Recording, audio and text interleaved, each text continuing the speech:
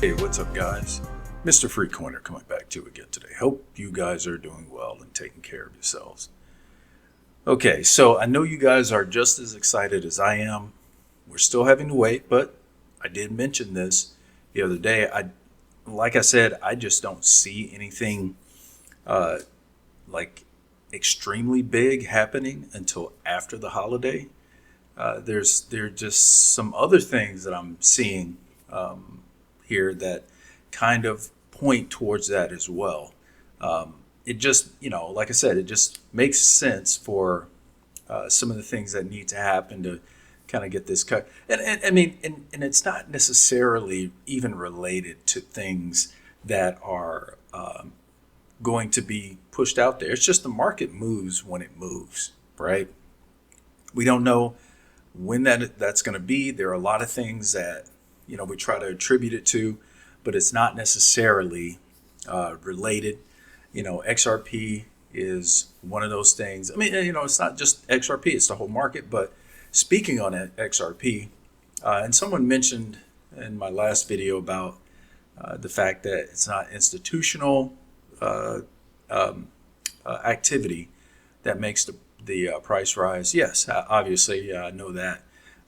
It is. It's just the usage, right? It's the use. And see, you gotta understand, XRP is different from Bitcoin. Okay, Bitcoin does not have it's not a utility coin, right? It's too slow. It's too expensive.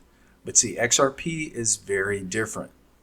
It requires for XRP to really go, it's going to require a lot of activity. It's going to require a lot of money going in. Where's that money coming from? Not just retail. Okay, it isn't just retail. It's going to require institutional plays that come in. I mean, all of these products that are going to be added, all of the things that are going on that are coming in, and you got to remember too, we've never seen this before. The crypto industry's been here since 2009. Okay, we're just seeing really the beginnings of actual utility with XRP, and then the other one is going to be Flare. Like I mentioned before, Flare is not one to sleep on. Before I get too far into this, I want to say I'm not a financial advisor. Just be careful of what you do out there. Any trades, any decisions you make are yours and yours only. Okay? So, yeah, just make your own decisions, do your own research, and, make the plays that you need to make. All right. So, anyway, looking at the market, a very green day, a lot of interesting, movement, I'll say, not huge, but green, or basically it's been steady. Like as we see here, it's been pretty steady, kind of a sideways motion. I think the whole market is really kind of holding its breath to see what happens. I think probably Monday we're going to see a little bit of movement. Now, just to kind of take a step back here, there's some rumblings about more war activity. Okay, I saw an article earlier saying that Israel is looking to possibly or preparing to strike Iran again. So, we could see that happen in the next, who knows, few days, next week sometime. And if that does happen, we could see, a little bit of a dip. It just really kind of depends. But I mean, I don't think that is going to. I think that's more designed to strike a little bit of fear in people. If they see the market dip again, we're going to have some decent selling, especially depending on the level to which something like that might happen.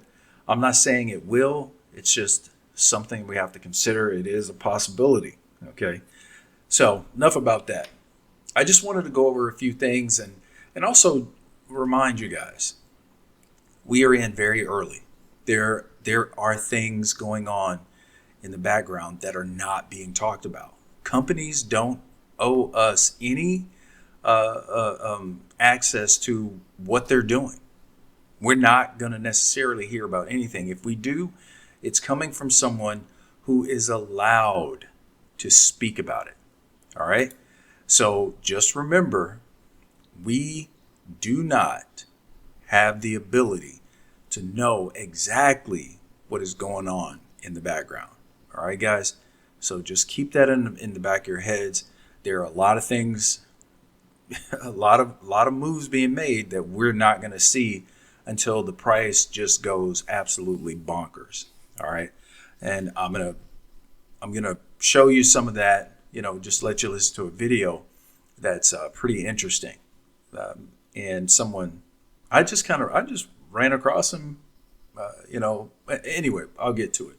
So I wanted to show you guys this XRP ETF filings that have been filed with the SEC. We know, we've heard about these, but guys, look, 11 ETFs already that are just on the way. A lot of things are happening, right? A lot of things. Yeah, this is stuff that we do have the ability to see, but there's more. There's more to it, and this is great. More ETFs means more access to XRP, which means, the more activity, the higher the price. Okay, the more use, the higher the price. And I found something. This right here is really interesting. All right, we got. Where is it? Jeez, I think so anyway, we got this particular issue, or not issue, but the SEC is having a closed meeting on July 3rd. Interesting. Okay, we're still waiting to hear about the SEC retracting its appeal. Could this be what the meeting's about? Who knows, right? But it is there, and it's definitely a possibility. This right here is what I found interesting too. So DAI posted this with Brad showing his tattoo. DAI says, "I know many people got tattoos when they were young and regret them because life changes. When someone with a Harvard MBA gets a tattoo after 50, they have thought it through and know it's only going to change in a good way. Lock in." Brad Garlinghouse has zero doubt, and that's absolutely true. But something interesting here. Let me see if I can. It won't let me. All right. So something interesting here is, okay, so we see the XRP symbol, but it looks like it's in a like a globe. Okay. Now, what could that mean? Who knows? I'm going to speculate. I'm going to speculate that the globe represents the world, right? So XRP all across the world. I mean, that's a little bit of a reach, but hey, that's what I'm going to go with. All right. So I wanted you guys to listen to this. And again, like I said, this is a guy rather that I came across, and I've been showing a couple of his videos here recently, but it seems like a pretty solid guy. I mean, I've looked into him a little bit. It seems like he knows what he's talking about. He's pretty straightforward. But I want you to listen to this, and just tell me what you guys think. 2,500? It could be by the end of the year.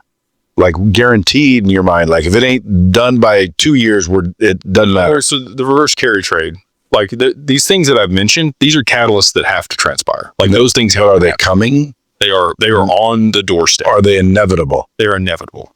So when that happens, XRP, I start to see it rise. My account's going, duh, duh, duh, duh, duh, duh, duh. Should I liquidate? Will it come back down once it's all stabilized, or will it remain that high and higher? It'll remain that high and higher. And the reason for that is there'll be enough liquidity in it, like we talked about before, for these counterparties that settle transactions to do that all day long, but use XRP. So Swift settles $5 trillion a day. If that volume moves onto the network when XRP is $100, it'll stay there. If they start settling the back end of the stock market, which is $5 to $6 trillion a day, now we have more demand, and it's going to move to another price and stay there because it's got sustained demand and volume from the settlement of those networks and those markets. Okay, so I'm not sure. I don't think I showed this particular video. He did. I showed one that where he was kind of talking about something similar. But all in all, guys, I'm just trying to reinforce the understanding that we don't know what's actually going to happen. Now, again, I'm not going to say with absolute assurity that XRP is going to go above $1,000 or even get anywhere near. But the thing about this is that there are ways for it to get there. Okay.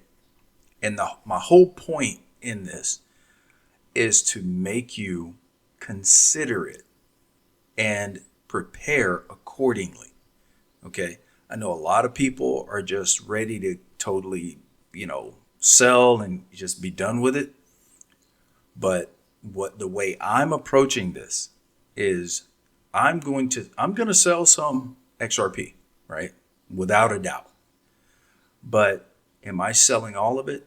Absolutely not. Absolutely not. Because it will be very difficult, right? It'll be very difficult if XRP gets up to, if it gets up to, too high a price, you're not going to be able to buy as much XRP as you have right now. You're just not going to be able to do it. Even if you do sell and you're like able to get 4 or 5 million out of it, right? If the price is, if it never comes back down, you're never going to get that back. So what if it does? What if what he's saying does happen? Okay. What if it does happen? And we never see anything like this again? What if,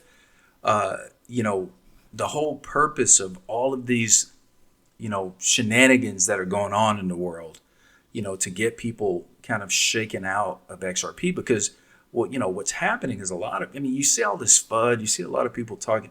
It basically shakes the confidence of people, and it makes them want to just sell and get out and move on.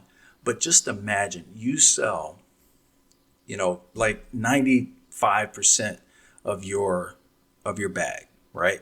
And you're left. We'll just say you're left with maybe 1,000 or 500 XRP. You're just like, hey, that's all I'm willing to hang on to. What if it does go to $1,000? What if it goes to 1,500? Whatever the case might be.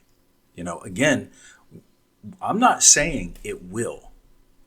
I'm just saying that there are ways for it to get there.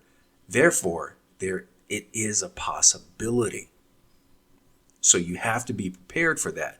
And, like I said, I'm holding on to a very reasonable amount of XRP. I'm going to do that because if it gets to those types of levels, even if it's in the next couple years, I want to be able to take advantage of that and not, because I've screwed up enough myself. I've screwed up enough in this market. I'm not going to do it again.